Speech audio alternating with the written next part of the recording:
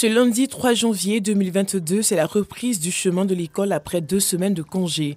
Ce premier lundi du mois est aussi le jour du salut aux couleurs dans les établissements scolaires. Au lycée moderne d'Ara, localité de la région du Moronou, élèves et personnel éducatif ont répondu présent devant le drapeau. Tous rassemblés pour ta gloire, te bâtirons dans le bonheur. Une occasion pour le proviseur de l'établissement d'inviter les élèves à la responsabilité en cette nouvelle année. Il y a quelques jours, son établissement a été le théâtre de violents affrontements entre élèves et forces de l'ordre. Durant le mois de décembre dernier, des élèves mécontents avaient utilisé la force pour réclamer des congés anticipés. Un enfant qui obéit à ses parents réussit toujours. Donc soyez obéissants. Quand vous anticipez les congés, vous vous faites du mal. Les cahiers que vous avez pris pour lapider l'autorité là, vous allez les ramasser maintenant. Allez commencer à ramasser.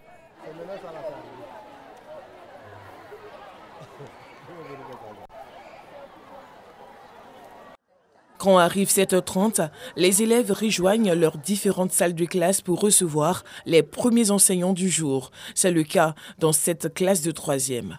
Nous sommes en classe d'examen et puis cette grève n'a pas été bonne pour nous. On considère ça comme un lointain souvenir, c'est fini, ça n'a plus se reproduire. Nous avons commencé la séance la dernière fois et on a été perturbé. Donc ce matin, on reprend encore ce cours-là. Rédaction d'un test argumentatif pour réfuter un point de vue. Donc on reprend entièrement ce matin avec les élèves.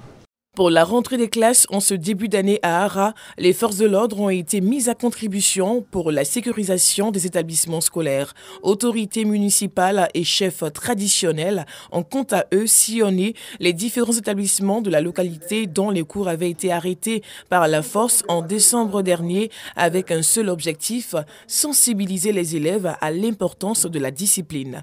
Nous vous demandons seulement de respecter le personnel parce que c'est des pères de famille comme vous avez laissé vos papas et vos mamans à la maison.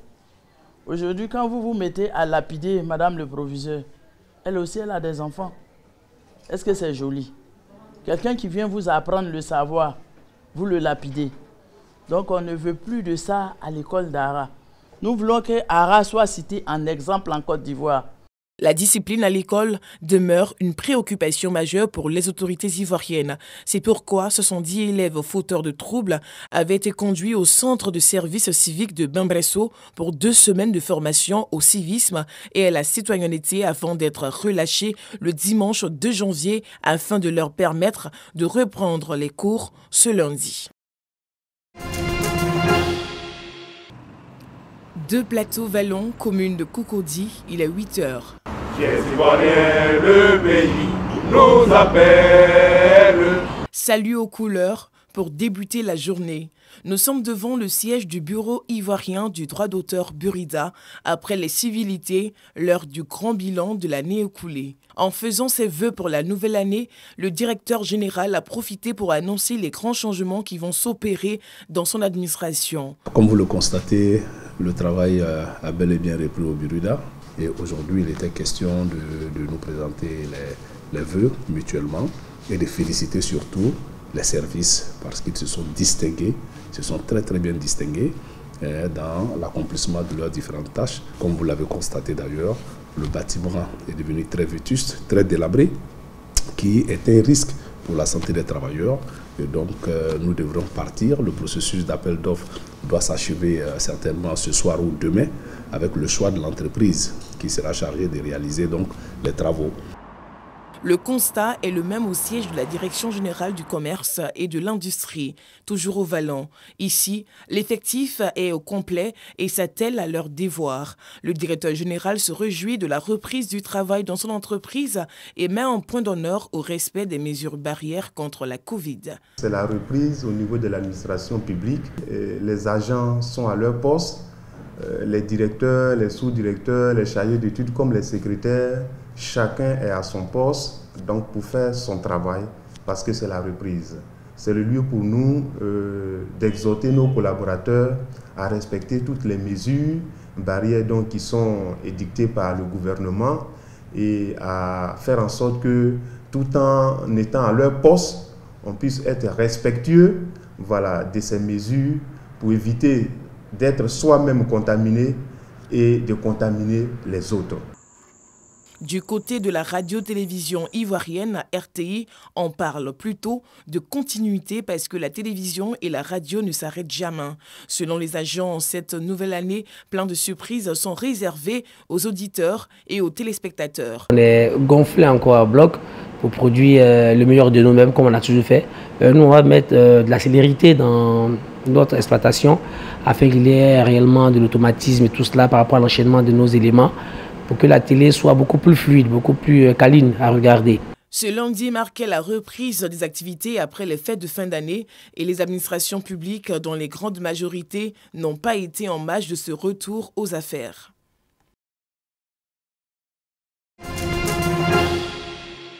Ce sont plus de 60 enfants issus de familles défavorisées qui viennent de recevoir des dons de la part de l'association des femmes du bloc gris de la commune de Koumassi.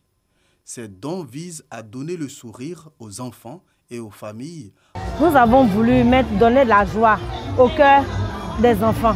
Aujourd'hui, les enfants sont heureux. Nous, les parents, en tant que parents, nous sommes heureux.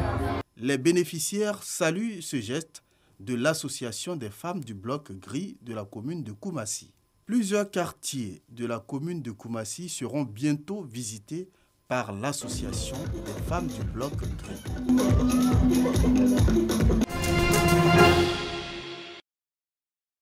Bienvenue à la 11e édition du Festival culturel et des arts d'Abobo, avec pour thème « Non à l'immigration irrégulière ». Exhorter les jeunes d'Abobo à ne pas emprunter les voies de la Méditerranée ou le désert à la recherche de l'Eldorado, un combat que mène le commissaire général depuis plusieurs années. Le bureau pays de l'UNESCO à Abidjan apporte son soutien dans ce combat. Depuis 2000, j'ai initié une émission à la télévision ivoirienne qu'on appelle Eldorado, c'est ici. C'est un combat personnel parce que j'estime qu'il y a eu trop de morts. Et j'estime aussi que quand on regarde un peu la nomenclature de la société ivoirienne, on se rend compte rapidement qu'ici il y a du travail. Mais c'est comment faire pour avoir ce travail-là qui est parfois un peu difficile. Ici, on peut rester en Côte d'Ivoire, se réaliser. Depuis plus de 10 ans, le Festica anime la commune d'Abobo chaque fin d'année, occupe sainement les habitants de la commune et ses environs. Un festival qui apporte du paume au cœur à des familles en situation de nécessité à travers la remise de bons d'études et de kits scolaires. Cette édition du Festica bénéficie du soutien du ministère de la Culture, de l'Industrie, des Arts et du Spectacle, la ministre Kandia Camara, maire d'Abobo, et du directeur général de la RTI, radio-télévision ivoirienne. Notre Abobo a un grand festival. Abobo donne le meilleur à la Côte d'Ivoire. Les plus grands talents, les plus grands artistes, les plus grands musiciens, les plus grands chorégraphes de Côte d'Ivoire sont partis d'Abobo. Et aujourd'hui, avec la politique du président Alassane Ouattara, chaque Ivoirien a la possibilité, selon son travail, de se faire une place au soleil, ici, en Côte d'Ivoire. Abobo, c'est beau, Abobo, c'est zo. L'honneur me revient de représenter Madame la ministre d'État, maire de la commune d'Abobo, Madame Kandia Camara. Malgré les difficultés, Kunta a toujours apporté la joie aux populations de la commune d'Abobo et en particulier les jeunes. Madame la ministre d'État m'a donc demandé de vous remercier, Kunta. Un festival sans musique, une hérésie. Plusieurs artistes de renom ont alors égayé les populations d'Abobo à cette 11e édition du Festica.